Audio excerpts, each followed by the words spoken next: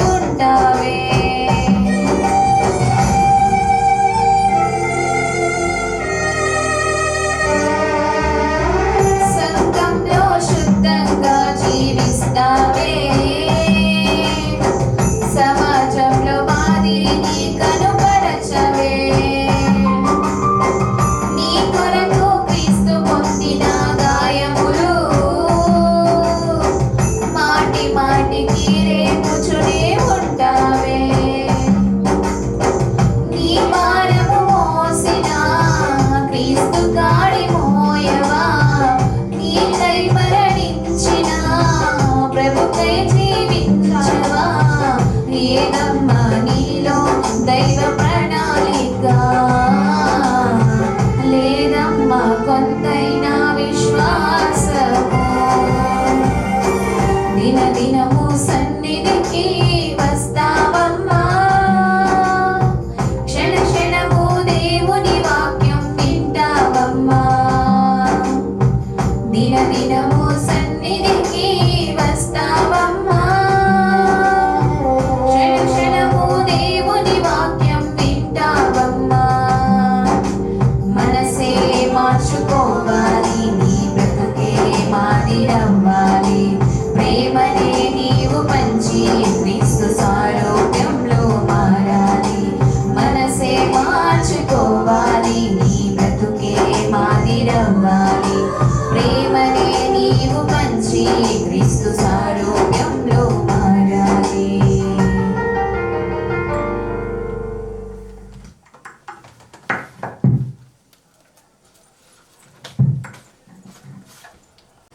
హృదయపూర్వక మంటి వందనాలు చెల్లిస్తున్నాం పిల్లారా. ప్రతి ఒక్కరు మనసంతా ఇక్కడే కేంద్రీకరించుకొని దేవుని వాక్యం విందామండి. ఈ వారం అంతట్లో కూడా వాళ్ళ జీవితాల్లో ఏం జరిగింది అనేది వాళ్ళకు మాత్రమే తెలిసి ఉంటుంది. వాటన్నిటిని వదిలేసి దేవుని సన్నిధికి వచ్చామంటే దేవుడు మనతో కటాఖండితముగా ఆయన మనతోనే మాట్లాడుతున్నాడు అనేది ప్రతి ఒక్కరు గ్రహించుకోవాలి. ప్రతిరోజు మనం ఏ విషయం అయితే మనం ఆలోచిస్తూ ఉంటామో అదే మన జీవితాలుగా మారుతూ ఉంటుంది. గనుక మన ఆలోచనలో ఎటువంటి విత్తనాలను మనం వేసుకోవాలనేది ప్రతి ఒక్కరు గ్రహించుకొని నేర్చుకుందాం. ప్రియులరా, కళ్ళు మూసుకొని ప్రార్థించుకుందాం. పరిశుద్ధుడు అయిన మా ప్రియ పరలోకపు తండ్రి, మీ ఘనమైన అతి శ్రేష్టమైన నామమునకు తండ్రి ఎన్ని వేల వందనాలు చెల్లించినా కూడా అప్పటికి తండ్రి చాలవు ప్రభు. ఎందుకంటే అంత గొప్ప మీ నామము తండ్రి, అన్ని నామముల కన్నా పై నామము అధికమైనది, గొప్పదైనది అని మీ వాక్య భాగ్యం సెలవిస్తుంది. కనుక అలాంటి నామాన్ని నమ్ముకున్న మేము ప్రభు ఎలాంటి స్థితిలో ఈ రోజుల్లో మేము బ్రతుకుతున్నాము, ఎటువంటి జీవితాలు తండ్రి మేము జీవిస్తున్నాం అనేది మేము గ్రహించుకొని మాకు సహాయం చేయండి. మీ వాక్యంతో ఈరోజు మా తండ్రి సూటిగా మీరే మాట్లాడి తండ్రి, మీ దీనదాసురాలు తండ్రి నిలవబడి మాట్లాడుచుండగా సంపూర్తిగా నన్ను మరుగు చేసి మీరే తండ్రి వాళ్ళతో మీరు మాట్లాడమని అందరి ఆత్మను మరింత ఎక్కువగా బలపరుచుకోవటకు ఈ వాక్య భాగం తండ్రి మాకు నేర్పిస్తున్న పాఠాన్ని తండ్రి మేము గ్రహించి ఎలా బ్రతకాలి. ఎంతో మంది భక్తులు ప్రభువ మాకు మాదిరికరంగా తండ్రి నిలిచారు. గనక వాళ్ళన్నిటినీ తండ్రి మేము ధ్యానించుకొని ఎలా బ్రతకాలి, ఎలా నేర్చుకోవాలనేది మాకు నేర్పించి మరింత ఎక్కువగా మీరు సహాయం చేస్తారని నమ్మచ్చు. ఆది నుండి అంతం వరకు మీ నామానికి మహిమకరంగా మీ చిత్త ప్రకారంగా నడిపిస్తారని నమ్మచ్చు తండ్రి. మమ్మల్ని అందరినీ మీ చేతికి సమర్పించుకుంటూ యేసుక్రీస్తు ప్రభువారి పేరట ఈ ప్రార్థన మనవులు అతి దివ్యమైన నామంలో ప్రార్థన మనం సమర్పించుకుంటున్నాం మా ప్రియ పరలోకపు తండ్రి, ఆమేన్. మరొకసారి అందరికీ వందనాలు చెల్లిస్తున్నాం. ప్రియులారా, మనం ప్రతిరోజు దేవుని వాక్యం ఇక్కడే మన మనసంతటిని కేంద్రీకరించుకొని ఇక్కడే కూర్చుని మనం వినాలని ప్రతిరోజు అనుకుంటూ ఉంటాం. ప్రేయర్ స్టార్ట్ చేయగానే, మెసేజ్ స్టార్ట్ చేయగానే మనం అనేది ఏంటంటే ఆ మాటే, శ్రద్ధ శక్తులు కలిగి భయభక్తులు కలిగి దేవుని వాక్యం వినాలి అని చెప్పేసి మనము ఇంటిస్తాం ఫస్ట్లోనే. అంటే ఆ ఫస్ట్లోనే మనం చెప్తాం. ఆ మాట ఎక్కడుంది ఎవరికైనా తెలుసా అండి? మనం ఎలా మన హృదయాలంతటిని ఇక్కడే కేంద్రీకరించుకొని ఎలా మనం వినాలనేది ఒక మాట మనం చూసుకొని ముందుకు వెళ్దామండి. లూకాసు వార్త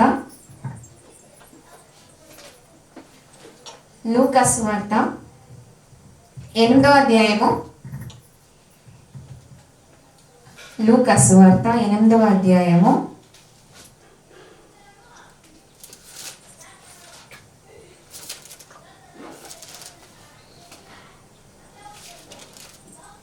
8వ అధ్యాయము 15వ వచనం అండి. 15వ వచనం నుండి చదువుకుందాం.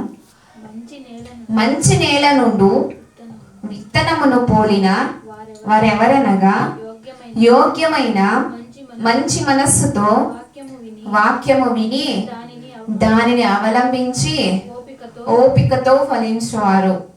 మనం ప్రతిరోజు మనము ప్రేయర్ స్టార్ట్ చేయగానే మంచి మనస్సుతో శ్రద్ధ కలిగి భయభక్తులు కలిగి వినాలనుకుంటాం. ఇక్కడ మాట్లాడుతూ ఏమంటుంటే, మంచి నేల నుండి విత్తనము పోలిన వారు ఎవరనగా, మంచి మనస్సు ఎవరికైతే ఉంటుందో. మంచి విత్తనము అంటే మంచి మనస్సు అనే మన హృదయాలకు మంచి విత్తనాలు పడుతూ ఉన్నప్పుడు, విత్తనము పోలిన వారు ఎవరనగా యోగ్యమైన మంచి మనస్సుతో వాక్యము విని. ఎలాంటి హృదయంతో వినాలంట అండి? మనము యోగ్యంగా ఉండాలండి. ఇప్పుడు ఏదైనా మనము ఇంట్లోకి ఏదైనా తీసుకొని తినే ఐటమ్ ఏదైనా ఉంది అనుకోండి, అది క్వాలిటీగా ఉందో లేదో అనేది మనం చెక్ చేసుకుంటాం. అది నెంబర్ 1 క్వాలిటీనా లేదంటే అది ఎలాంటిదో అనేది మనం చెక్ చేసుకుంటాం ఫస్ట్ ఆఫ్ ఆల్. ఇక్కడ కూడా మాట్లాడుతూ మంచి మనస్సు అనేది మనకు ఉందా లేదా. మంచి నేల నుండి విత్తనము పోలిన వారు ఎవరినగా యోగ్యమైన మంచి మనస్సుతో వాక్యము విని. యోగ్యమైన మంచి మనస్సు అనేది మనకు కావాలి. ఈ వారం అంతట్లో ఎలా బ్రతకమో ఎలా జీవించాము అనేది వాళ్ళకు మాత్రమే తెలిసి ఉంటుంది. సో ఈ రోజు కూడా మనం దేవుని సన్నిధికి వచ్చాము. ఈ వారం అంతట్లో ఎలా అయినా బ్రతికేయచ్చు సార్. దేవుని సన్నిధికి వచ్చినప్పుడు మాత్రం పర్ఫెక్ట్ గా ఉంటే చాలా అనుకుంటామండి. చాలా అంటే దేవుడు ఇష్టపడతాడు అలాంటి జీవితాలని. ఇష్టపడండి. ఆదివారం మాత్రం మనం మంచిగా బ్రతికేసి మిగతా 6 రోజులంతా మనం గాలికి వదిలేసామంటే అప్పుడు ఎవరికి అనుకూలంగా ఉంటుందంటే సాతానుకు అనుకూలంగా ఉంటుంది. ఫస్ట్ ఆఫ్ ఆల్ మనకు కావాల్సింది ఏంటి అంటే వాక్యం అనగా జ్ఞానం. జ్ఞానం అనగా వాక్యం. మన హృదయంలో వాక్యము మనము ప్రతిరోజు నూరి పోసుకుంటూ ఉన్నాం అనుకో, మనం మంచి నేల అనే మంచి మనస్సులో ఆ జ్ఞానం అనేది మన ఆలోచనలు కానీ మనం చేసే పనిలో కానీ ప్రతిరోజు మనల్ని కాపాడుతూనే ఉంటుంది ఆ జ్ఞానం, ఆ వాక్యం. సో ఈ జ్ఞానం మనకి ఎంత ఇంపార్టెంట్ అనేది మనం నేర్చుకుంటున్నారు.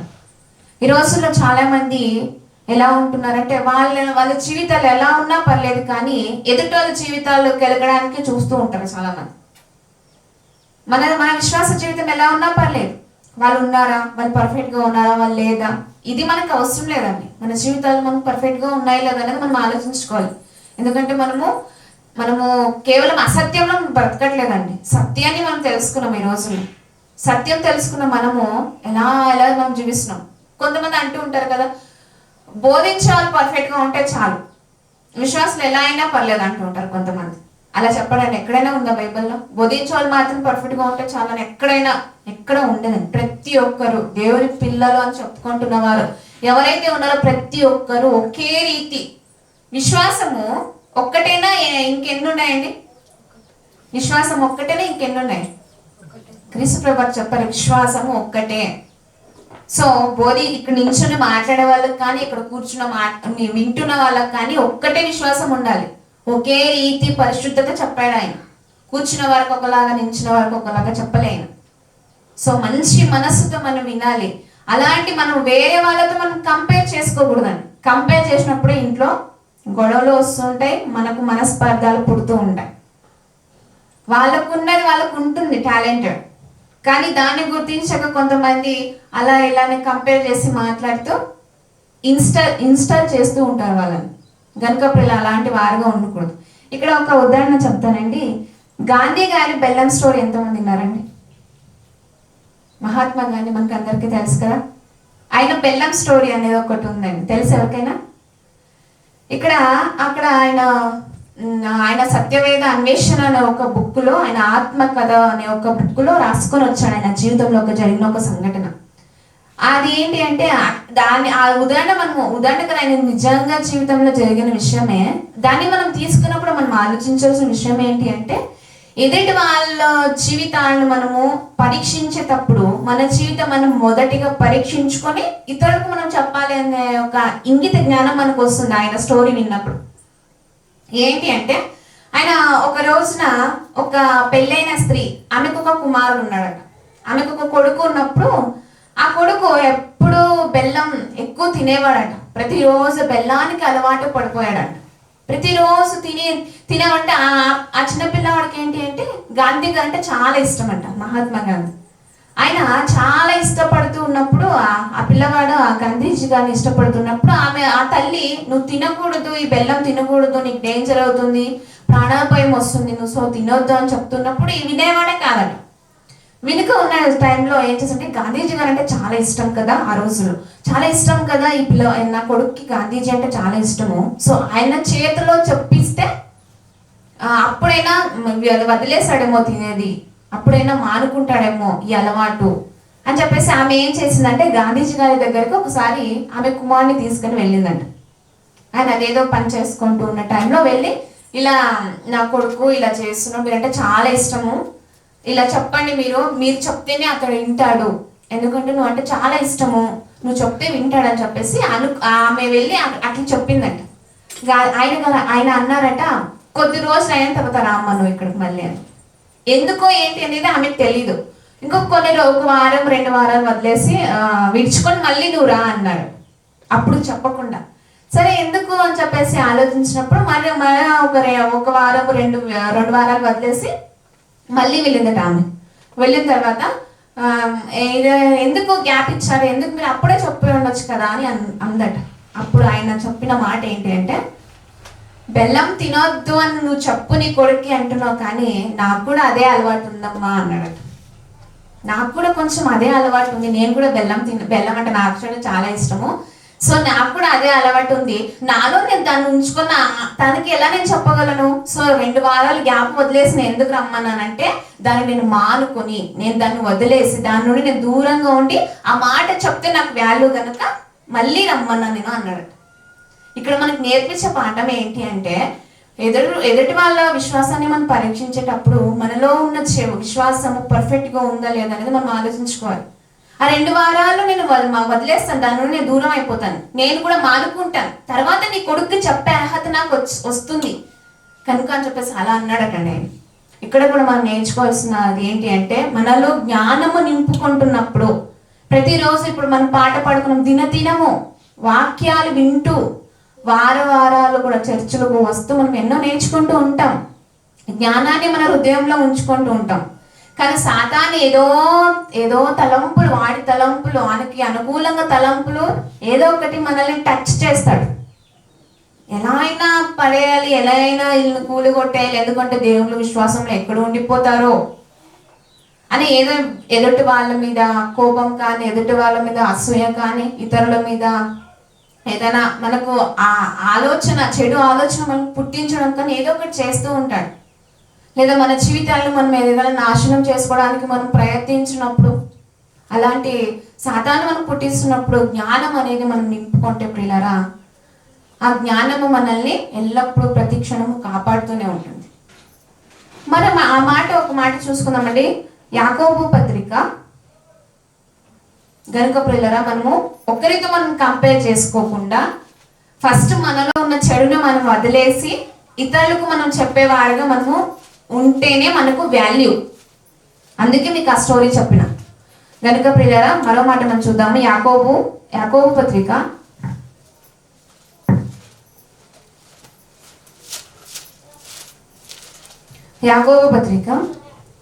యాకోబు రాసిన పత్రిక 1వ అధ్యాయము 5వ వచనం. మీలో ఎవరికైనాను జ్ఞానము కొదువుగా ఉన్న ఎడల అతడు దేవుని అడగవలెను. ఇక్కడ ఆగుదామండి. మనకు జ్ఞానం కొంతమంది అనుకుంటారు కదా, నాకు ఎంతో తెలుసండి, నాకు అన్ని తెలిసిపోయినాయి. ఇప్పుడు ఎవరైనా మన దగ్గర వాదిస్తూ ఉంటారు అనుకోండి, వాదిస్తూ ఉన్నప్పుడు మనము వాళ్ళకు తగ్గట్టుగా, వాళ్ళ మాటకు మనం తగ్గట్టుగా మరింత ఎక్కువగా 200కు మనం వాదిస్తూ ఉన్నప్పుడు అనుకుంటాము, నాకు ఎంత తెలిసిపోయిందో, ఎంత నేను నేర్చుకునేసానో అని అనుకుంటూ ఉంటారు. కానీ మనకు తెలిసింది ఇంత, తెలియనిది ఎంతో ఉంటుందండి. తెలిసింది కొంతే, తెలియాల్సింది ఎంతో ఉంది మనకు. ఆ తెలియాల్సింది ఎంతో ఉన్న దాంట్లో కొంతైనా నేర్పించు ప్రభు అనే ఒక మాటే ఇది.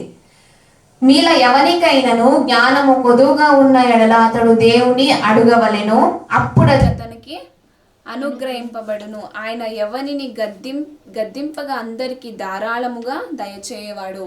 మనం ఎలా అయితే మనం క్రీస్తు ప్రభుని జ్ఞానము కావాలి, మన ప్రార్థనలో ప్రతిరోజు మన ఆశలు, మన కోరికలు, మనకి ఏదైతే మనకు అవసరమో ఇవే అడుగుతూ ఉంటాం.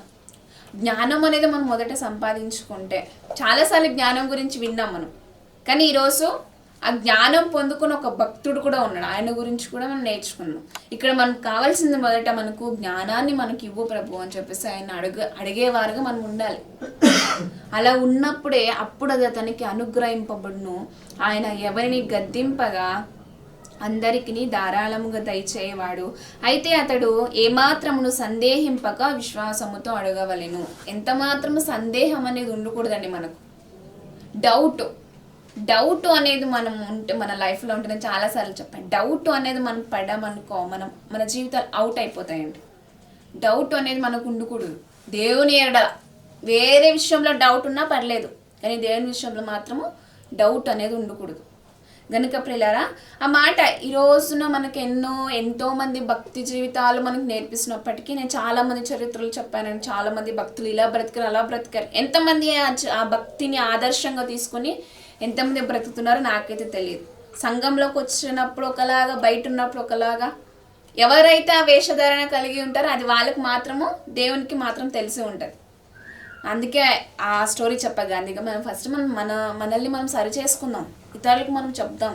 అప్పుడు మనల్ని మనం సరి చేసుకున్నప్పుడు వాళ్ళు అలాంటి వాళ్ళ దేవునిలోకి వచ్చారు, వాళ్ళు దేవునిలో ఉన్న వాళ్ళు ఒక్కరి మీద గొడవలకి వెళ్ళరు, ఒక్కరి మీద అలా ఇలా అని మాట్లాడుకోరు.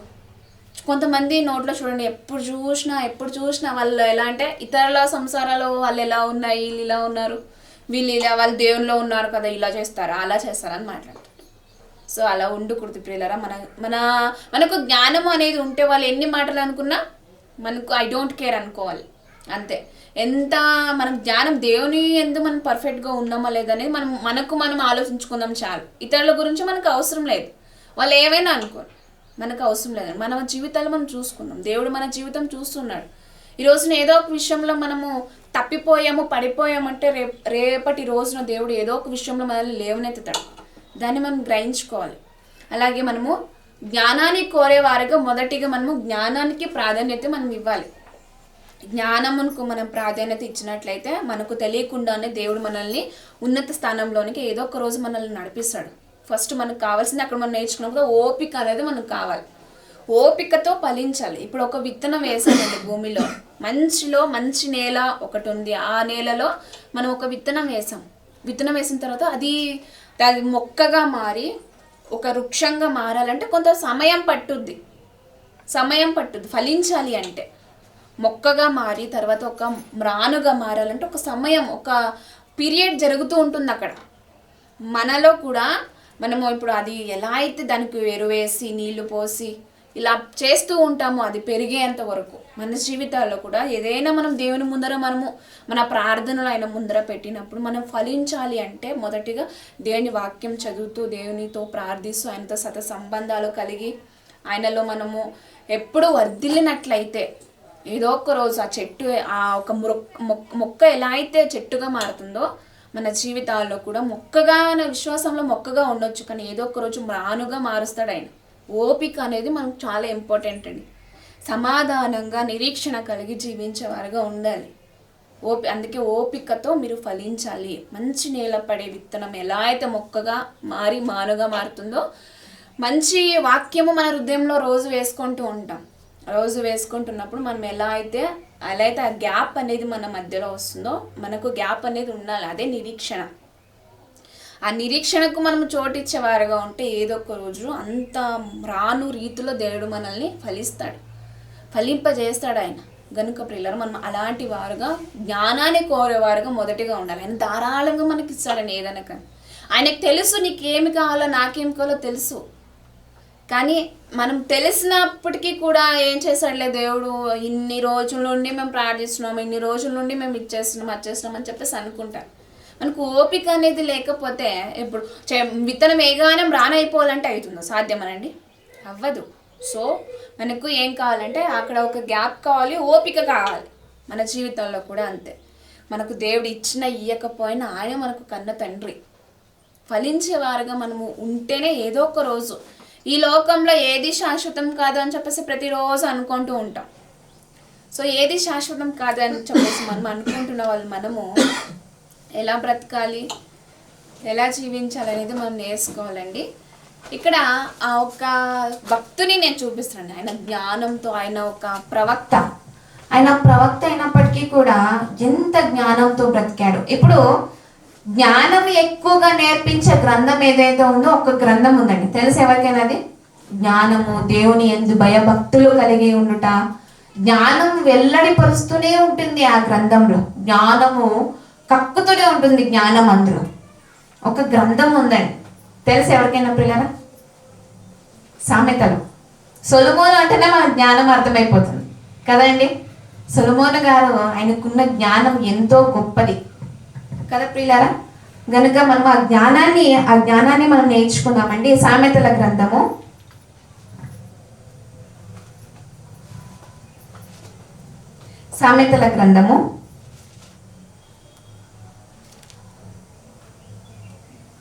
30వ అధ్యాయము. ఇక ఒక భక్తుడు ఉన్నాడండి. ఆ భక్తిని ఆ యొక్క జీవితాన్ని మనం ఆదర్శంగా తీసుకున్నప్పుడు ప్రియులారా ఎంత జ్ఞానం పొందుకున్నాడనేది మనం నేర్చుకోవచ్చు. సామెతల గ్రంథము 30వ అధ్యాయము 1వ వచనం నుంచి చదువుతాం. దేవోక్తి అంటే ఏంటండి?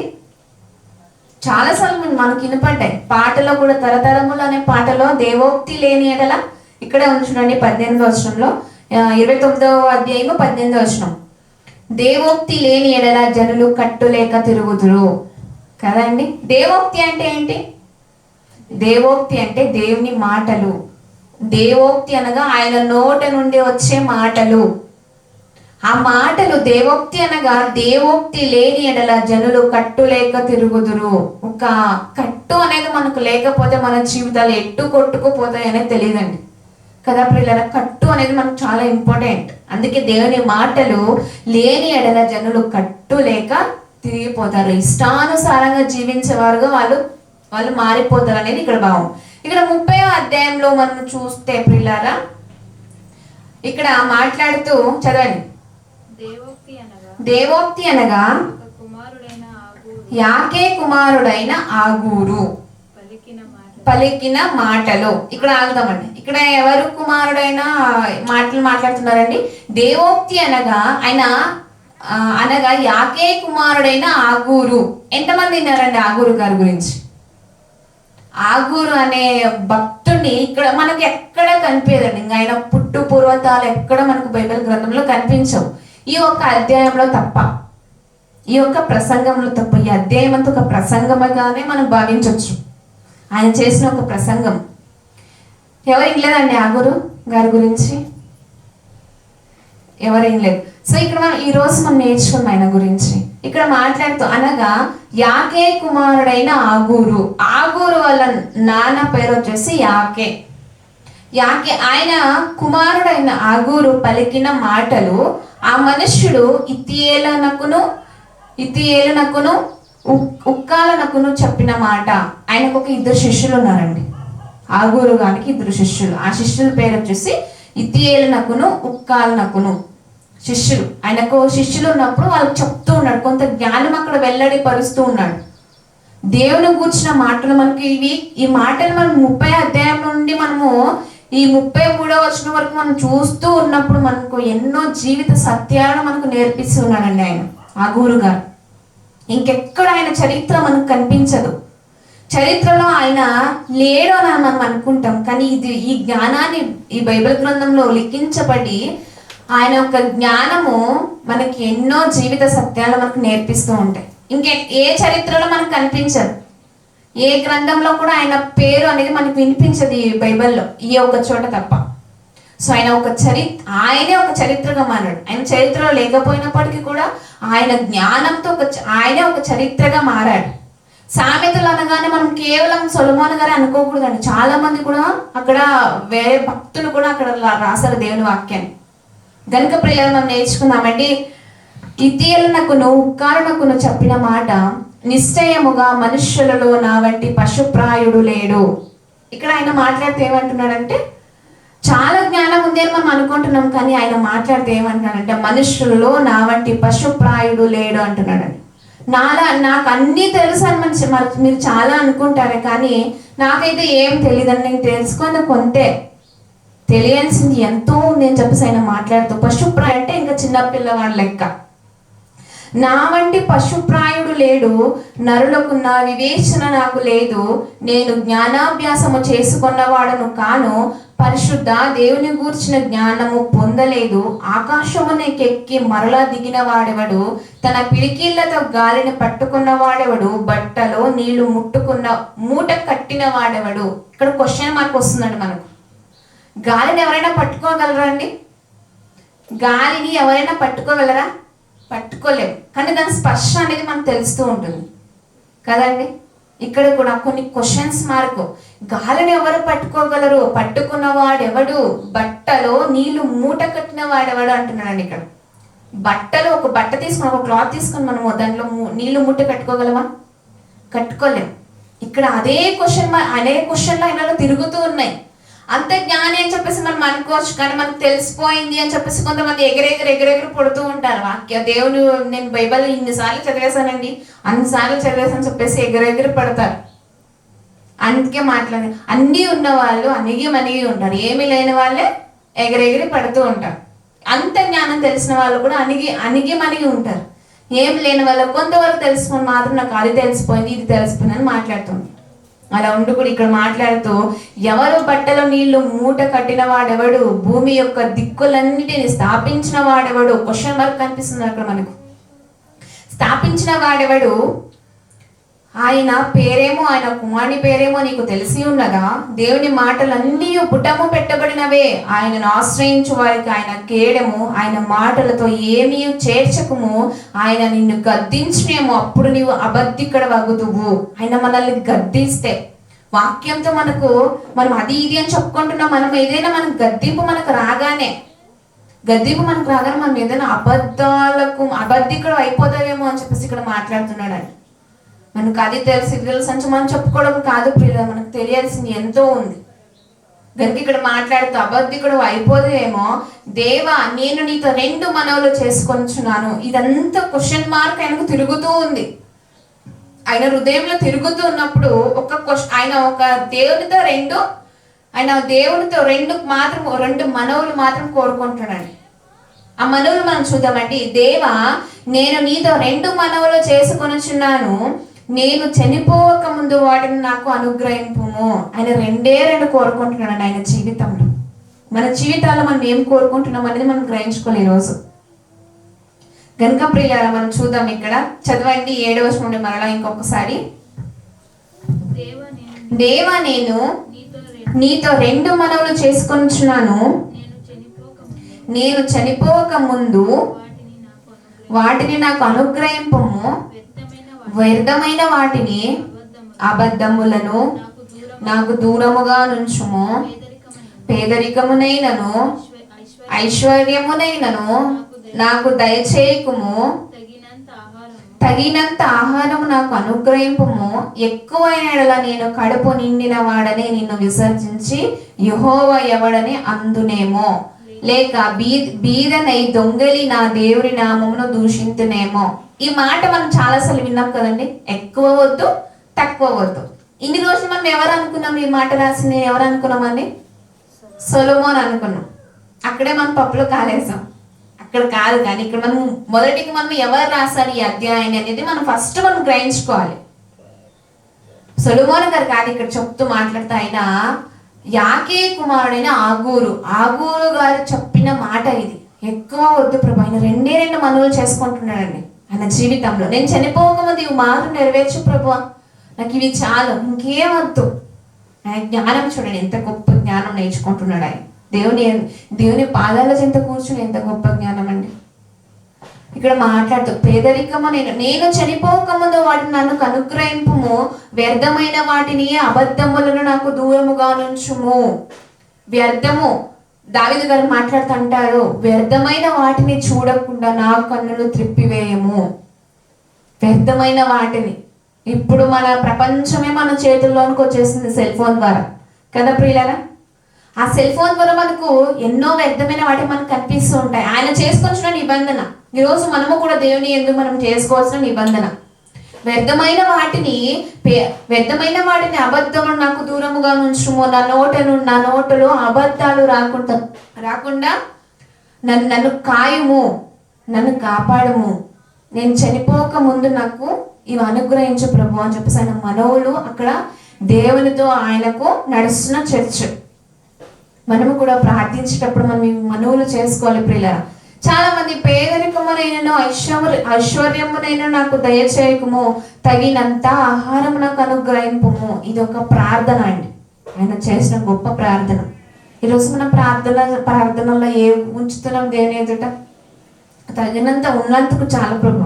కొంతమంది ఎలా ఉంటారు, ఇంకా ఎక్కువ నాకు అది కావాలి ఇది కావాలి అని చెప్పేసి, ఇంకా నాకు డబ్బు కూడా ఇప్పుడు 500 ఉంది అనుకోండి, దాన్ని 1000 ఎలా చేయాలి అని చెప్పేసి ఆలోచించే ప్రజలు ఈ మధ్య చాలా మంది తయారైపోతున్నారు కదండి. కానీ ఆయన ఆగూరు గారు మాట్లాడుతూ నాకు తగినంత ఆహారం చాలు ప్రభు.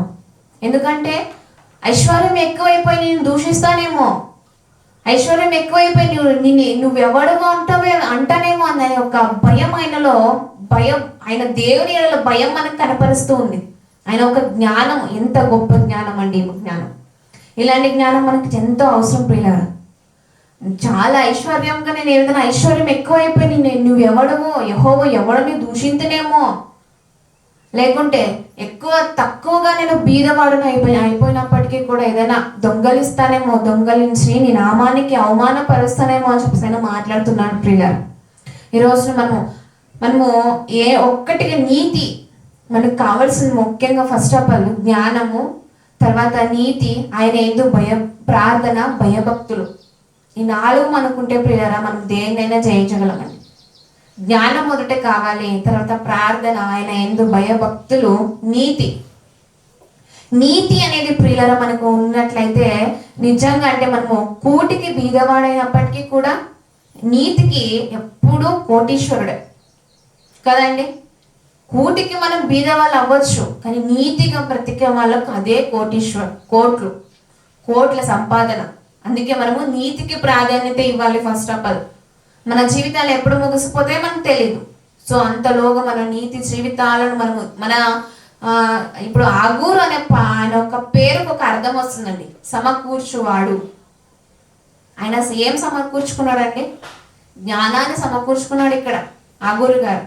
ఆగూరు అనే పదానికి సమకూర్చువాడు, ఆయన పేరుకి సమకూర్చువాడు అని అర్థం. యాకే అనే పేరుకి ఆయన ఎందు భక్తి గలవాడు. యాకే అనే పేరుకు వచ్చే అర్థము భక్తి గలవాడు. ఆయన భక్తిని కొడుకుకి ట్రాన్స్ఫర్ చేశాడు ఇక్కడ ఆగూరు గారికి. ఆ భక్తి కాస్త సమకూర్చే రీతిగా మార్చబడింది ఇక్కడ.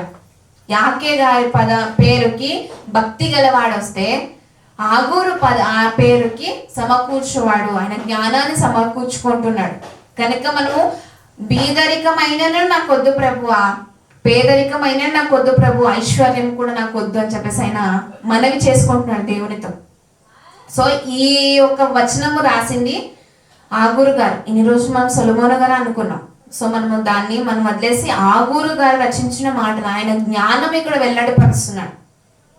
కూటికి మనము ఇక్కడ బీదరికం కూడా నాకు వద్దు ప్రభు, ఐశ్వర్యం నాకు వద్దు. కూటికి మనము ఎలాంటి వారుగా ఉన్న, కూటికి బీదవాడైనప్పటికీ కూడా మనం నీతి కలిగి జీవించినట్లయితే అదే కోట్ల ఆస్తి మనకు. నీతికి కోటీశ్వరుడు ఎప్పటికైనా, అలాంటి జీవితాలు మనం జీవిస్తే. కనుక ప్రియుల మనం అలాంటి వారుగా ఉండదు. అలాగే ముందుకు చూసుకుందామండి. మనము ఇక్కడ మనకి ఇంత జ్ఞానం మనకు ఇక్కడ ఆగూరు గారు మనకు నేర్పిస్తున్నాను కదా, తగినంత ఆహారం నాకు చాలు, ఎక్కువైన నేను కడుపు నిండిన వాడే. ఎక్కువగా వాళ్ళకు ఐశ్వర్యము ఎక్కువగా పొంగిపోతూ ఉంది అనుకోండి, వాళ్ళకి ఏమొస్తుందండి? వెనకాలనే గర్వం వస్తుంది. ఆ గర్వము నాకు వద్దు, ఆ గర్వం నుండి నన్ను దూరపరచు ప్రభు అని చెప్పేసి ఆయన మనం చేసుకుంటున్నాడు ఇక్కడ. ఆ గర్వం నాకు వద్దు ప్రభు అని చెప్పేసి, నాశనానికి ముందు గర్వం నడుచును. కొంతమంది ఉంటారు ఎంత అహంకారంగా ప్రవర్తిస్తూ ఉంటారు. ఏదో కొంత వాళ్ళ అమ్మనాన్ని సంపాదించగానే అహంకారము వాళ్ళలో ఉట్టి పడుతూ ఉంటుంది. అలాంటి వారుగా ఉండకూడదు. ఆయన నేర్పిస్తున్న జ్ఞానము మనకు తగినంత ఆహారం చాలు, తగినంత ఆహారం నాకు అనుగ్రహింపు, ఎక్కువైన నేను నీ కడుపు నిండిన వాడని నిన్ను విసర్జించి యెహోవా ఎవడని అందునేమో, లేక బీదనై దొంగిలి నా దేవుని నామము దూషింతునేమో. ఆయన బీదరికాన్ని ఆయన ఒప్పుకుంటున్నాడు. దేవుని నామానికి అవమానకరంగా ఏదైనా పని చేయడము ఆయన విసర్జిస్తున్నాడు. ఈరోజు మనం నేర్చుకోవాల్సిన పాఠం ఇదే. ఆయన మనకు నేర్పిస్తున్న పాఠం ఇదే, జ్ఞానం ఇదే. మనకు ఆ జ్ఞానం మనకు కావాలంటే మొదటిగా మనము ఇలా ప్రార్థించే వారిగా మనల్ని చెప్పుకోవాలి ప్రతిరోజు వాక్యంతో. ఆ ఒక జ్ఞానము మనం అప్పుడే పాట పడుకున్నాం కదా, చీమలకు ఉన్న ఎంత చిన్న చీమలు అయినప్పటికీ కూడా ఎంత జ్ఞానం, ఎన్నో మాటలు చీమల గురించి మనం నేర్చుకున్నాం. ఇక్కడ చూద్దామండి 23వ వచనం 24వ వచనం చూద్దామండి, అదే 30 అధ్యాయం 24వ వచనం. ఈ మాటలు కూడా ఆ గురు గారు మాట్లాడుతున్న మాటలే. ఎంత గొప్ప జ్ఞానము మనకు నేర్పిస్తున్నాడు ప్రియులారా. 24వ వచనం,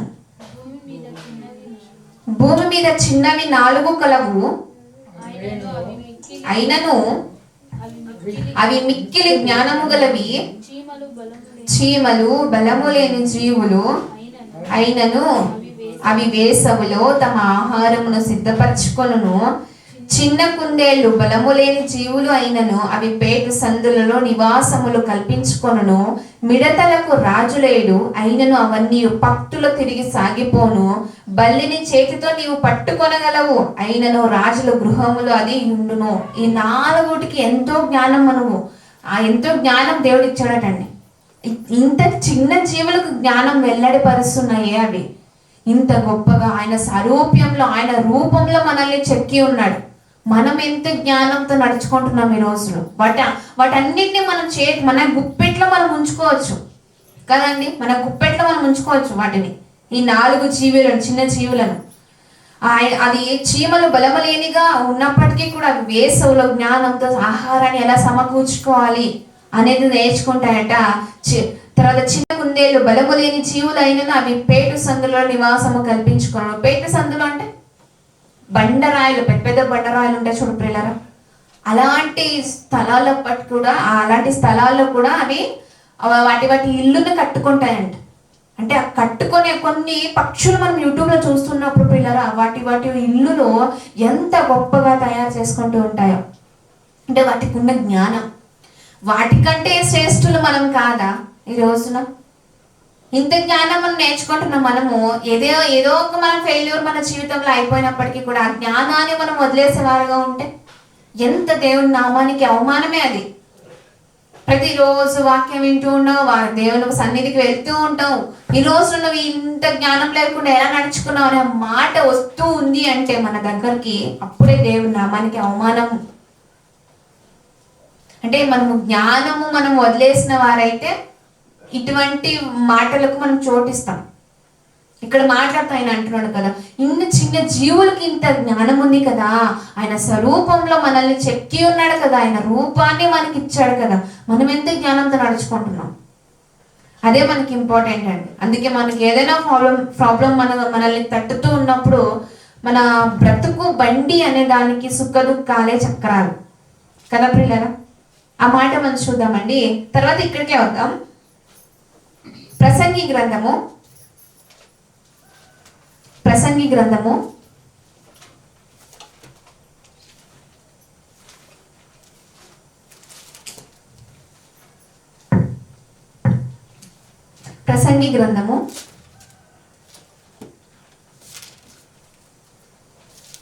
7వ అధ్యాయము. ప్రసంగి గ్రంథము 7వ అధ్యాయము 12వ వచనం.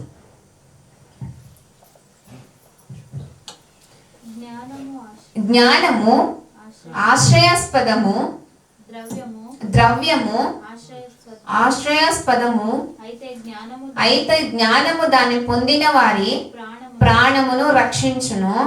ఇదే జ్ఞానము వలన కలుగు లాభము. దేవుని క్రియలను ధ్యానించుము, ఆయన వంకరగా చేసిన దానిని ఎవడు చక్కపరచును.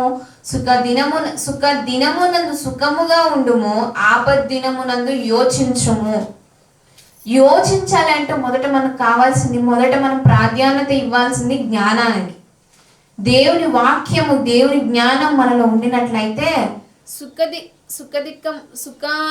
సుఖం మనం అనుభవిస్తూ ఉన్నప్పుడు సుఖాన్ని ఎలా ఎంజాయ్ చేయాలనేది దేవుడు మనకు నేర్పిస్తాడు.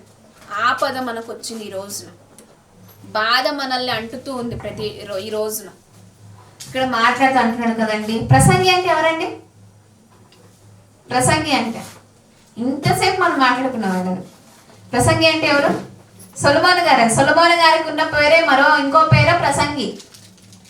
ప్రసంగి అంటే మనం ఆలోచించుకోవాలండి. ప్రసంగిగా అంటే ఆయనే, సొలొమోను గారే. మరో పేరే ప్రసంగి. ఇక్కడ కూడా వాక్యం, దేవుని జ్ఞానం ఉట్టి పడుతూ ఉంటాయి. ప్రసంగి గ్రంథంలో కానీ, కీర్తనలో కానీ, సామెతల్లో కానీ అక్కడ మాట్లాడుతూ జ్ఞానము ఆశ్రయాస్పదము. జ్ఞానాన్ని ఆశ్రయించు. మొదట నువ్వు జ్ఞానాన్ని ఆశ్రయించినట్లయితే ద్రవ్యము ఆశ్రయాస్పదము. అయితే జ్ఞానము దాన్ని పొందిన వారి ప్రాణమును రక్షించును. జ్ఞానము మనలో ఉండేలా మన ప్రాణాన్ని కాచుకుంటుంది జ్ఞానం. ఇక్కడ మాట్లాడుతున్నాడు, మనకు నేర్పిస్తున్నాడు ఆయన. జ్ఞానం మనలో ఉన్నట్లయితే మన ప్రాణానికి, అయితే జ్ఞానము దాన్ని పొందిన వారి ప్రాణమును రక్షించును. ఇదే జ్ఞానము వలన కలుగు లాభము. జ్ఞానం అని ప్రతిరోజు అనుకుంటున్నాం. జ్ఞానం వలన మనకు వచ్చే లాభం ఏంటి ఆలోచించాలి ఈరోజు. జ్ఞానము వలన కలుగు లాభము, దేవుని క్రియలను ధ్యానించుము. ఆయన వంకరగా చేసిన దానిని ఎవడు చక్కపరచును. సుఖ దినమునందు సుఖముగా ఉండుము, ఆపద్దినమునందు యోచించుము. సుఖ దినము నీకు వచ్చింది అంటే, హ్యాపీనెస్ నీకు ఆ రోజు వచ్చిందంటే దాన్ని నువ్వు ఎంజాయ్ చేయి బాగా. కానీ ఆపద్దినమందు కూడా వస్తుంది కదా. ఇప్పుడు మనం మాట్లాడుకున్నాం కదా, బ్రతుకు అనే బండికి సుఖ దుఃఖాలే చక్రాలు. సో ఆ బండికి మనం మరి డీజిల్ పెట్రోల్ కాదు కదండి. ఆ డీజిల్ పెట్రోలే జ్ఞానం. సుఖ దుఃఖాలు చక్రాలు అయితే ఆ బండికి, బ్రతుకు జీవితం అనే బండికి, దానికి కావాల్సిన డీజిల్ కానీ పెట్రోల్ కానీ జ్ఞానం. ఈ జ్ఞానాన్ని మనం పోసుకున్నాం అనుకో, బ్రతుకు అనే బండిని సుఖం వచ్చినా దుఃఖం వచ్చినా ఆపద్దినం ముందు వచ్చినా ఆలోచించే జ్ఞానం ఆ జ్ఞానం మనకు నేర్పిస్తుంది. ఈ జ్ఞానాన్ని మనము మన హృదయంలో ఈ రోజున మనం ఉంచుకోవాలి. ఆపద వచ్చినప్పటికీ కూడా సుఖంగా ఉన్నప్పుడు సుఖంగా ఉండు. దేవుడు మనకు అన్ని ఇచ్చాడు. సుఖము దుఃఖము ఫ్రెండ్స్. అవి ఎప్పుడో అవి ఏదో ఒక రోజు మన జీవితాల్లో సుఖము వస్తుంది, దుఃఖము వస్తుంది. సో వాటి ఆ ఫ్రెండ్స్ ఉన్నట్లు ఒకసారి అదొస్తే ఒకసారి ఇది వస్తుంది. మనం దాన్ని మనము సాగుతూ వెళ్ళాలి, దాన్ని నడిపించుకొని మనం వెళ్ళాలి. అదే మన జీవితం అనే బండి. ఆ బండికి పెట్రోల్ పోసితే జ్ఞానం అనే మన బ్రతుకుల్లో మనం ప్రతిరోజు తారబోస్తూ మన జీవితాల్లో మనం ఉండినట్లయితే ప్రియులారా, మనం ఎలాంటి స్థితిలో ఉన్నప్పటికీ కూడా మనము జయించే వారిగానే ఉంటాం. దేవుని ఎడ దేవుడు మన వెనకాల ఉన్నాడు, దేవుడు నన్ను నడిపిస్తున్నాడు అనే ఒక విశ్వాసంతో దేన్నైనా నువ్వు అందుకోవచ్చు. అలాంటి భక్తి ఆగూరు గారు కనపరుస్తున్నాడు. సొలొమోను గారు మనకి ఈ రోజు మనకు నేర్పిస్తున్నాడు ఈ మాటను. అలాగే చూద్దామండి. సుఖ దినమునందు సుఖముగా ఉండుము, ఆపద్దినమునందు యోచించుము. తాము చనిపోయిన తర్వాత జరుగుదారని నరులు తెలుసుకుండా కుండునట్లు దేవుడు సుఖ దుఃఖములను జతపరిచి ఉన్నాడు. సుఖ దుఃఖాలను జతపరిచాడు ఆయన. మనము సుఖ దినమునందు సుఖముగా ఉండుము, ఆపద్దినమునందు యోచించము. మనం ఆపద రాగానే మనం యోచించమండి. కలవరపడిపోతుంది మన హృదయం. అయ్యో ఇలా జరిగిపోయింది, అయ్యో అలా అయిపోయింది అని చెప్పేసి కలవరం పుట్టిస్తుంది. ఆ కలవరంలో ఉన్నప్పుడే సాతాను నిన్ను టచ్ చేయడానికి వస్తాడు. అంటే నువ్వు అటు కాక ఇటు కాక, దేవుల్లో ఉండక సాతానులో ఉండక, ఎలా మనకు ఆపద్దినం రాగానే కలవరము రేపబడుతుంది మన హృదయాలు మనకు తెలియకుండానే. ఆ కలవరంలో ఉన్నప్పుడే సాతాను పుట్టించే ఆలోచన మనకు. ఆ కలవరము మనకు కలవరాన్ని విడిచిపెట్టే వారుగా మనం ఉండాలి. ఆపద్దినమందు జ్ఞానముతో ఆలోచించే వారుగా మనం ఉండాలి. జ్ఞానము ఎవరు ఎన్ని మాటలని అనుకోని ప్రియులారా, ఎవరు ఎలాంటి కూడా మన జీవితాలు అలా ఇలా అని అనుకొని, కానీ మన జ్ఞానము, దేవుడి జ్ఞానం మన ఎందుకు మనం భద్రపరచుకునేలా సుఖ దుఃఖాలు వచ్చినప్పటికీ కూడా మనం ధైర్యంతో దాన్ని ఎదిరించగలం. అలాంటి వారిగా ఉంటేనే మనం జయించి దేవుని మరణించిన తర్వాత దేవుని సన్నిధిని, దేవుని మనం చూడగలం. కొంతమంది అనుకోని ఈ జీవితం ఈ యొక్క 50, 60, 70, 100 జీవితాలు ఈ మాత్రమే జీవితాలు ఉంటాయి అంతే. చనిపోయిన తర్వాత ఎవరు చూసి వచ్చారు, మీ పరలోకం చూసారా అనే క్వశ్చన్స్ వస్తూ ఉంటాయి. చూడకుండా నమ్మువారే కదండి విశ్వాసం గలవారు. అలాంటి దేవుని మనం పట్టుకున్నాం, అలాంటి విశ్వాసం మనం కలిగి ఉన్నాం. అందుకే ఎవరు ఎన్ని మాటలైనా అనుకున్నాం, మనకు అనవసరం. మన జీవితం మనం చూసుకున్నాం. దేవుడు మనకు భరోసా ఇచ్చాడు. సుఖ దుఃఖాలు నీ యొక్క బ్రతుకు బండి అనే దానికి చక్రాలు జతపరిచి ఉన్నాడు, రెండింటిని. సో ఇవన్నీ మనల్ని మన జీవితాలను మనం తలుపు తట్టుతూ ఉంటాయి. అయినప్పటికీ కూడా సుఖదినమునందు నువ్వు సంతోషించుము, ఆపద్దినమునందు నువ్వు ఆలోచన రావాలంటే మొదటి నీ యొక్క హృదయంలో, మన హృదయంలో జ్ఞానం అనేది నింపుకోవాలి. అదే దేవుని వాక్యం. జతపరిచి ఉన్నాడు అంటున్నాడు కదా ఇక్కడ. తరువాత జరుగుతాయని నరులు తెలుసుకోనకుండానట్లు తాము చనిపోయిన తర్వాత ఏం జరుగుతుందో మనకు తెలీదు. సో నువ్వు ఉండగానే సుఖం తెలుసుకో, దుఃఖం తెలుసుకో, ఆపదినమందు ఎలా ఆలోచించాలనేది నేర్చుకో, సుఖ దినమునందు నువ్వు ఎలా హ్యాపీగా ఉండాలనేది నేర్చుకో అంటున్నాడు ఇక్కడ. ప్రతి పరిస్థితిని ఎదుర్కొనే వారుగా, ఎదుర్కొనే శక్తివంతమైన పిల్లలుగా మనం, దేవుని పిల్లలుగా మనం మారాలి. ఆయన రెక్కల చాటున మనల్ని భద్రపరుస్తూ ఉన్నాడు. మనం స్పర్శ, గాలి కనిపించకపోయినప్పటికీ కూడా ఆ స్పర్శ మనల్ని తాకుతూ ఉండే. దేవుడు కనిపించినప్పటికీ కూడా, కనిపించకపోయినప్పటికీ కూడా ఆయన స్పర్శ మనల్ని తాకద ప్రియులారా. విశ్వాసం అనే పునాది మనలో ఉండే కదండి. కనిపించకపోయినా కూడా గాలి మన ఊపిరితిత్తుల్లోకి వెళ్ళి మన గాలిని మనము పీల్చుకొని వదులుతున్నాం కదా. అలాగే కనిపించకపోయినప్పటికీ కూడా దేవుడు మన వెనకాలనే ఉండడం. అందుకే ప్రియులారా, మనకు బాధ రాగానే, కష్టం రాగానే దేవుని విడిచిపెట్టేవారుగా ఉండకూడదు. విడిచిపెట్టినప్పుడు, కలవర పడుతున్నప్పుడే సాతాను ఏదో ఒక ఎర్ర మన జీవితాల్లో వేయాలి, ఏదో ఒక జీవితాల్లో మనల్ని దేవుళ్ళ నుండి దూరపరచాలి. దేవుని నుండి ఆత్మని ఎలా అయినా సరే నేను పట్టుకొని నరకంలో వేసేయాలనే ఆలోచన అప్పుడే పుట్టేశాడు మనకు. మనం ఎవరండి? మన ప్రాణం మనం సొంతంగా తీసుకోవడానికి? మన ప్రాణం ఆయన ఇచ్చిన భిక్ష లాంటిది. మనకు ఆ హక్కు లేదు. ఆయన ఇచ్చాడు నేనేమని అడిగానా? ఆయన ప్రాణం ఏమని అడిగానా? నన్ను పుట్టించమని అన్నా అని ఇట్లాంటి క్వశ్చన్స్ కూడా చాలా మంది వేస్తూ ఉంటారు. అది మూర్ఖత్వపు స్వభావము. అలాంటి వారిగా ఉండకూడదండి. చూడకుండా విశ్వసిస్తున్నాం మనం. అదే విశ్వాసంతో ఆయన మన వెనకాలనే ఉన్నాడనే ఒక విశ్వాసం కలిగి ఉండాలి మనం. అదే మరొమాట చూద్దామండి మనము. అదే సామెతల గ్రంథంకు రండి. సామెతల గ్రంథం అదే 30వ అధ్యాయము.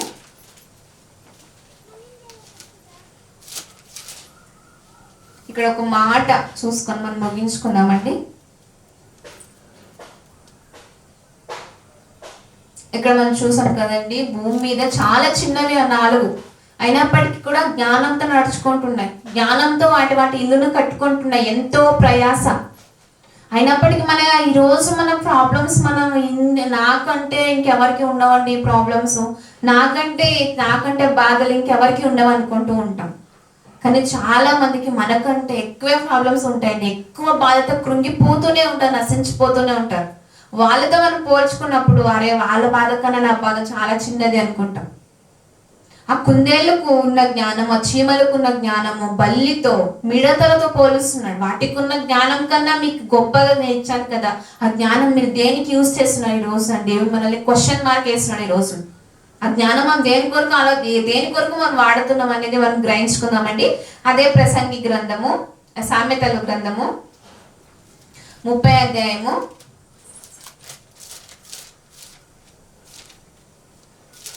ఇక్కడ 32వ వచనం చూద్దామండి.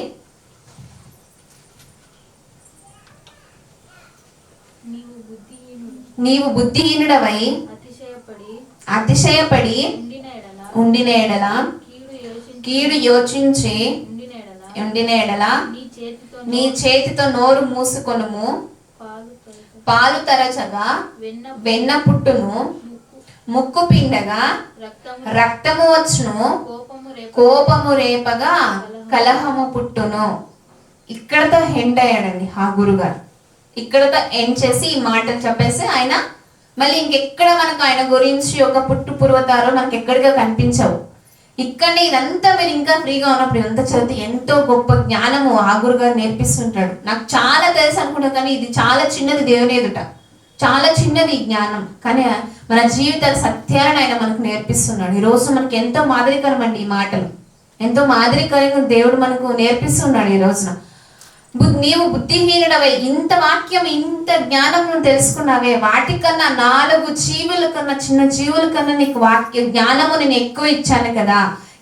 ఈ జ్ఞానము నీవు బుద్ధిహీనుడవై అతిశయపడి ఉండినెడలా, కీడు యోచించి ఉండినెడలా నీ చేతితో నోరు మూసుకొనుము. ఇప్పుడు చెప్పాను కదండి, మనకు ఎంతో తెలుసు, మనకు అది తెలుసు ఇది తెలుసు అని చెప్పేసి కొంతమంది ఎగరెగిరి పడుతూ ఉంటారు. నువ్వు తొందరగా నోరు మూసేసుకో అని చెప్తున్నాడు ఇక్కడ. బుద్ధిహీనుడవై, బుద్ధిహీనత అనేది మనలో ఉన్నప్పుడు మన మన కలవరానికి మనం చోటిస్తాం, అబద్ధానికి మనం చోటిస్తాం, సాతానికి మనం చోటిస్తాం. సాతాను అబద్ధానికి జనకుడు, వాడు ఆది నుండి నరహంతకుడు అనే వాక్యం సెలవిస్తుందండి.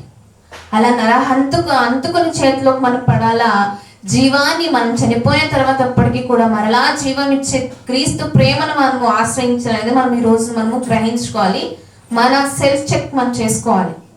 అలాగే చూద్దామండి, తొందరగా అలాంటి బుద్ధిహీనత నీలో ఉండిన ఎడలా నువ్వు తొందరగా నోరు మూసుకొని చెప్తున్నాడు ఇక్కడ హాగూరు గారు. నీ చేతితో నోరు మూసుకొనము, పాలు తరచగా వెన్న పుట్టును. ఇప్పుడు పాలు తరచగా అంటే పాలు చిలికితే, పాలు చిలికినప్పుడు ఏమొస్తుందంటండి? వెన్న. పాలు తరచగా వెన్న పుట్టును, ముక్కు పిండగా రక్తము వచ్చును. గట్టిగా ఎవరికైనా ముక్కు పిండండి, రక్తం రాకుండా ఉంటుందండి? వస్తుంది గట్టిగా. నీ ఓపికతో నువ్వు ఎవరికైనా ముక్కు పిండావంటే రక్తం వస్తుంది. అలాగే ఉదాహరణతో చెప్తూ మాట్లాడితే ఏమంటాడంటే, కోపము రేపగా కలహము పుట్టును.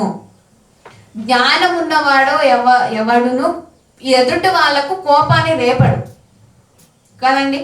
జ్ఞానము మనలో ఉండినప్పుడు ఎదుటి వాళ్ళకి కోపం వచ్చే రీతిగా మనం నడుచుకోము, కలహాలు వచ్చే రీతిగా నడుచుకోము. మనం కోపము రేపగా కలహాలు వస్తాయి. ఎంతో మంది కుటుంబాల్లో, ఎంతో మంది భక్తి జీవితాల్లో, సహోదరుల మధ్యలో కానీ, అత్తాకోడళ్ళ మధ్యలో కానీ, సిస్టర్స్ మధ్యలో కానీ చాలా మంది కలహాలు, కోపాలు రేపుతూ కలహాలు వచ్చేటట్లుగా వాళ్ళు చేసుకుంటున్నారు. చాలా మంది నా భర్త మారట్లేదు అని కొంతమంది ఉంటూ ఉంటారు భార్యలు. కొంతమంది భర్తలు నా భార్య మారట్లేదు అని చెప్పేసి ఇలా మాట్లాడుకుంటూ ఉంటారు. మొదటిగా నువ్వు కోపం రేపేవాడిగా, లేదంటే కోపం రేపేదానికి నువ్వు ఉంటే కలహాలు ఆటోమేటిక్గా వస్తాయి. ఇక్కడ అదే మాట్లాడుతున్నా, కోపము రేపగా కలహము పుట్టును. ముక్కు పిండగా రక్తం ఎలా అయితే వస్తుందో, పాలు చిలకగా ఎలా అయితే వెన్న వస్తుందో, కోపము పుట్టినప్పటికి కూడా కలహాలు అలానే వస్తాయి. ఈ కోపము మనలో పుట్టించే బుద్ధి మనలో ఉంటే నువ్వు మొదటిగా నోరు మూసుకుంటున్నాడు ఇక్కడ ఆగురు గారు. జ్ఞానం మనలో ఉంటే ఎదుటి వ్యక్తికి మనము బాధ పెట్టేవారుగా ఉండమండి. మనకు వాళ్ళు పెట్టినా సరే, క్రీస్తు కన్నా మనకు ఇదేనండి. క్రీస్తు ఎన్ని బాధలే, ఆయన మోముపై ఉమ్ములు, గుద్దులు, బల్లెంతో ఎన్నో దెబ్బలు ఆయనకు పడ్డాయి. అయినప్పటికీ కూడా ఆయన ఓర్చుకోలేదా? మన మనుషులు, ఆయన కూడా మన మనుష్య స్వరూపంలోనే వచ్చాడు కదండి లోకానికి. ఎలా తట్టుకోగలడు ఆయన? ఆయనకున్న జ్ఞానం అటువంటిది. ఈరోజు ఇన్ని జ్ఞానం మనం నేర్చుకుంటున్నాం, ఇంత జ్ఞానం నేర్చుకుంటున్నాం. ఇతరులకు మనం కోపం వచ్చే రీతిగా మనం నడుచుకోకూడదు ప్రియులారా.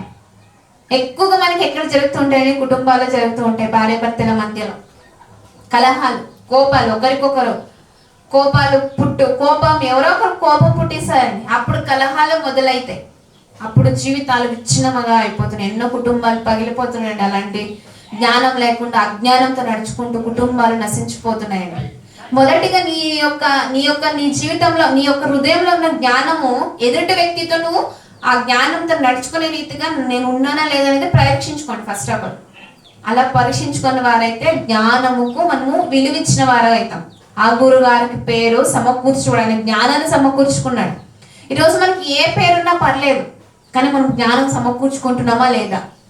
భక్తిని ఆకే గారు వాళ్ళ తండ్రి అయిన యాకే గారు భక్తిని సమకూర్చుకున్నాడు ఆయన. ఈరోజు మనం ఎంత సమకూర్చుకుంటున్నాం దేవుని వాక్యాన్ని, దేవుని ఎడల ఎంత భయభక్తులు. ఇంకా ఇవన్నీ మాటలు కొన్ని నేను నేర్పించాను ఇక్కడ. ఇంకా ఎన్నో మాటలు దేవుని ఎందు ఎలా భయభక్తులు కలిగి ఉండాలనే మాటలు కూడా ఆయన ఆగురు గారు మాట్లాడారండి. ఈరోజు మనం ఎంత సమకూర్చుకుంటున్నాం అనేది మనం నేర్చుకోవాలి. ఆ జ్ఞానం మనం ఎదుటి వ్యక్తికి మనం కోపం పుట్టించి కలహాలు రేపే బదులు మన జ్ఞానంతో మనం మౌనంగా ఉండటం ఎంతో మేలు.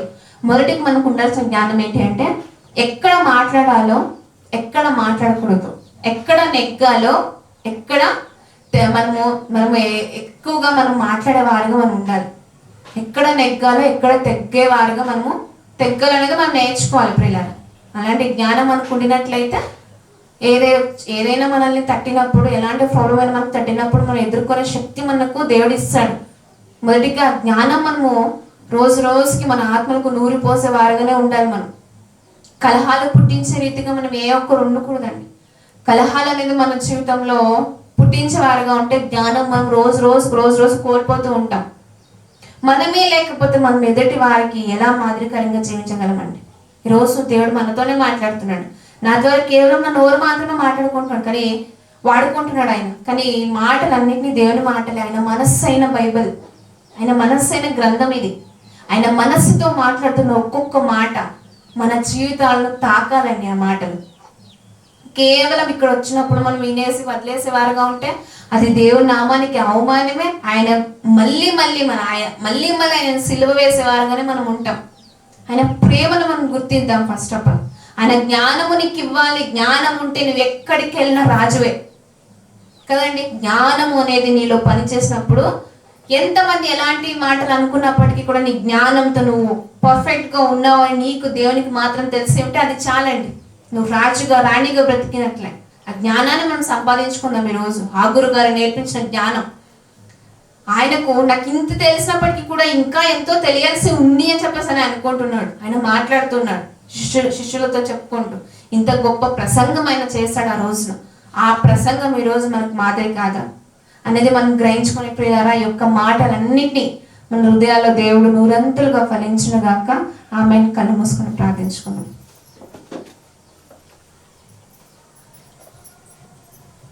సర్వ సృష్టికి కారణభూతుడు అయిన మా ప్రియ పరలోకపు తండ్రి, మీ ఘనమైన అతిశ్రేష్టమైన నామమునకు వేలాది స్తుతులు స్తోత్రములు చెల్లిస్తాం ప్రభు. అవును తండ్రి, ఎంతో గొప్పదైన జ్ఞానము తండ్రి ఈరోజు మాకు నేర్పిస్తున్నారు తండ్రి. అందరి బట్టి మీకు స్తోత్రములు చెల్లిస్తాం ప్రభు. కేవలం తండ్రి ప్రతిరోజు జ్ఞానం అనుకుంటే మాకు సరిపోదు కనుక కానీ తండ్రి ఈ జ్ఞానము విలువ ఏంటో అనేది ఈరోజు మాకు నేర్పించారు తండ్రి. అందుని బట్టి మీకు స్తోత్రములు చెల్లిస్తాం తండ్రి. జ్ఞానం యొక్క విలువను మేము నేర్చుకుని ప్రభు తండ్రి మా యొక్క తండ్రి జీవితాలను తండ్రి బ్రతుకు అనే బండికి సుఖ దుఃఖాలు జతపరిచి ఉన్నారు కనుక తండ్రి ఆ సుఖ దుఃఖాలను తండ్రి సుఖం వచ్చినప్పుడు ఎలా బ్రతకాలి, ఆపద్దినమందు ఎలా యోచించాలనేది మాకు నేర్పించండి. కలవరం వచ్చినప్పుడు తండ్రి కోపము రేపగా కలహాలు పుట్టునని మీ వాక్యం సెలవిస్తుంది. ఎవరికి ఇతరులకు కోపం వచ్చే రీతిగా మేము నడుచుకోకుండా ఆ కోపం మాలో ఉంది అంటే జ్ఞానాన్ని కోల్పోయామని అర్థము కనుక తండ్రి ఆ జ్ఞానాన్ని కోల్పోయే వాళ్ళగా ఏ ఒక్కరు ఉండకుండా ఎలా బ్రతకాలి, ఎలా జీవించాలని మాకు నేర్పించినందుకు మీకే వేలాది స్తుతులు స్తోత్రములు చెల్లిస్తున్న ప్రభు తండ్రి. మీ నామానికి మహిమకరంగా ఎలా అయితే ఆగూరు గారు తండ్రి ఆయన నామానికి నాకు ఎక్కువ వద్దు తక్కువ వద్దు ప్రభు, తగినంత ఆహారం మనకు చాలునని ఆయన ప్రార్థనలు ఎంతో గొప్ప శక్తివంతమైన ప్రార్థనను ఆ రోజు చేశాడు ప్రభు. ఈరోజు మేము మా ప్రార్థనలో ఎలాంటి దాన్ని ఉంచుతున్నాం ఈ రోజున మీ ముందు అది మేము గ్రహించుకొని తండ్రి. ఐశ్వర్యము మాకు ఎక్కువ వద్దు ప్రభు, బీదరికమును కూడా మాకు ఎక్కువ వద్దు ప్రభు, తగినంత ఆహారము తగినంత ఆలోచన మాకు ఇస్తే చాలు ప్రభు. అలా కోరుతూ ప్రతి ఒక్కరిని తండ్రి ఇక్కడ కూర్చున్న ప్రతి ఒక్కరిని జ్ఞాపకం చేసుకోండి. మంచి వివేకముతో ఈరోజు ఈ జ్ఞానాన్ని మాకు నేర్పించారు. ఆ జ్ఞానము విలువను మా చేత పట్టుకొని లోకంలోనికి వెళ్ళుటకు మా అందరికి సహాయం చేయమని ప్రార్థిస్తున్నాను ప్రభువ. ఎంతో మంది కుటుంబాలు ప్రభువ జ్ఞానం లేక విచ్ఛిన్నమైపోతున్నాయి ప్రభు, పగిలిపోతున్నాయి తండ్రి. ఆ కుటుంబాన్ని మీరు జ్ఞాపకం చేసుకోండి. ఆ కుటుంబాలు తండ్రి కలహాలు రేపుకుంటూ కోపాలు వచ్చి తండ్రి మీ నామానికి అవమానకరంగా మీ నామానికి బాధాకరమైన విషయంలో మరలా మీ కుమారుడు యేసుక్రీస్తుని సిలువ వేసేవారుగా మేము ఉన్నామేమో ప్రభు. అలాంటి వారుగా ఉండకుండా ఇతరులకు మాదిరికరంగాను మేము ఉండాలంటే మొదట జ్ఞానాన్ని నేర్చుకుని జ్ఞానంకి విలువనిచ్చి తండ్రి ఏ సమయంలో ఎలా ఆలోచించాలి, ఏ సమయంలో ఎలా జీవించాలి, ఎలా బ్రతకాలి, ఎక్కడ నెగ్గాలి, ఎక్కడ తగ్గాలి అనేది మాకు నేర్పించినందుకు కృతజ్ఞతాస్తుతులు చెల్లిస్తున్నాము ప్రభు. మరింత ఎక్కువ ఈ లోక జ్ఞానము కంటే మీ వాక్య జ్ఞానమే గొప్పదైనదని ఈ రోజు నిరూపించారు. అందుని బట్టి మీకు స్తోత్రము చెల్లిస్తున్నాం ప్రభు. భక్తుడైన ఆగూరు గారు తండ్రి ఆయన పేరుకి ఆయన న్యాయం చేశాడు, సమకూర్చుకుని వాడు అని మీ వాక్యం సెలవిస్తుంది. ఆయన జ్ఞానాన్ని సమకూర్చుకున్నాడు. ఈ రోజున మేము కూడా తండ్రి అలాంటి జ్ఞానం సమకూర్చుకుంటున్నామా లేదని మాకు జ్ఞానోదయం చేశారు. అందరి బట్టి మీకు స్తోత్రము చెల్లిస్తున్నాము తండ్రి. సంఘానికి వచ్చి ఎంతో మంది తండ్రి పిల్లలు సత్యవాక్యముకి వచ్చి మరలా వెనక్కి వెళ్ళిపోయిన వాళ్ళు చాలా మంది ఉన్నారు. అలాంటి వాళ్ళని కూడా మీరు జ్ఞాపకం చేసుకోండి ప్రభు. ఎంతో మంది సత్యం లేక నశించిపోతున్నారు, అసత్యంలో తండ్రి మునిగి తేలుతున్నారు గనుక ప్రభు ఈ రోజున మాకు సత్యంలో నిలవబెట్టి ఉన్నారు. ఈ రోజు మమ్మల్ని వాడుకోండి. మీ సత్యంలోనికి తండ్రి సర్వ సత్యాన్ని ఇతరులకు పరిచయం చేసే బ్రతుకులను మేము దిద్దుకోవడానికి మా అందరికి సహాయం చేయండి. కోపాలు రాక కలహాలు పుట్టకుండా ప్రతి ఒక్క కుటుంబాన్ని మీరు జ్ఞాపకం చేసుకోండి. ప్రతి ఒక్క కుటుంబాన్ని తండ్రి మీ యొక్క జ్ఞానమైన చేతులతో తండ్రి ముట్టి మాట్లాడించి తండ్రి మీరు మరింత ఎక్కువగా కాపాడమని మా కుటుంబాల చుట్టూ మా ఇళ్ళ చుట్టూ తండ్రి ప్రార్థనని కంచెను మేము వేసుకున్నట్టుకు మా అందరికీ సహాయం చేయమని ప్రార్థిస్తున్నాం ప్రభు. లోకపు మాటలు మేము పట్టించుకోకుండా తండ్రి మా బ్రతుకులను తండ్రి ఎలా దిద్దుకోవాలి, సుఖ దుఃఖాలను ఎలా నడుచుకోవాలి, ఎలా బండిని సాగించాలనేది మాకు నేర్చిన విధానం బట్టి మీకు స్తోత్రములు చెల్లిస్తూ ఇక్కడ కూడిన ప్రతి ఒక్క బిడ్డ మరొకసారి మీ చేతికి సమర్పించుకుంటూ పేరు పేరున మీ నామానికి మహిమకరంగా తండ్రి ఇంతవరకు మీరు నడిపించుకున్నారని మేము నమ్మొచ్చు. యేసుక్రీస్తు దివ్యమైన నామం పేరు ప్రార్థన మనవులు సమర్పించుకుంటున్నాం మా ప్రియ పరలోకపు తండ్రి. ఆమేన్. అందరికీ వందనాలండి. Thank you. God bless you. మీకు అప్పగించిన దానిని ప్రభు వలన పొందితిని. ప్రభు అయిన యేసు తాను అప్పగింపబడిన రాత్రి యొక్క రొట్టెని ఎత్తుకొని కృతజ్ఞతాస్తుతులు చెల్లించి దానిని విరిచి, ఇది మీ కొరకే నా శరీరము, నన్ను జ్ఞాపకము చేసుకొనేందుకే దీనిని చేయుడని చెప్పాను. ఆ ప్రకారమే భోజనమైన పిమ్మట ఆయన పాత్రని ఎత్తుకొని, ఈ పాత్ర నా రక్తం వలన క్రొత్త నిబంధన, మీరు దీనిలోనిది త్రాగునప్పుడల్లా నన్ను జ్ఞాపకము చేసుకొనుటకే దీనిని చేయుడని చెప్పాను. మీరు ఈ రొట్టెను తిని ఈ పాత్రలోని త్రాగునప్పుడల్లా ప్రభు వచ్చు వరకు ఆయన మరణము ప్రచురించుదురు. కాబట్టి ఎవడు అయోగ్యముగా ప్రభు యొక్క రొట్టెను తినినో లేక ఆయన పాత్రలోనిది త్రాగున వాడు ప్రభు యొక్క శరీరమును కూర్చి రక్తమును కూర్చి అపరాధి అగును. కాబట్టి ప్రతి మనుషుడు తన్ను తాను పరీక్షించుకొనవలెను. అలాగూ చేసి ఆ రొట్టెను తిని ఆ పాత్రలోని త్రాగవలెను. ప్రభువు శరీరమును వివేచింపక త్రిని తాగువాడు తనకు శిక్షా విధి కలుటకే త్రిని త్రాగుచున్నాడు. ఇందువలనే మీలో అనేకులు బలహీనులు రోగులనే ఉన్నారు, చాలా మంది నిద్రించుచున్నారు. అయితే మనలను మనమే విమర్శించుకొనిలా తీర్పు పొందకపోదుము. ఆమేన్.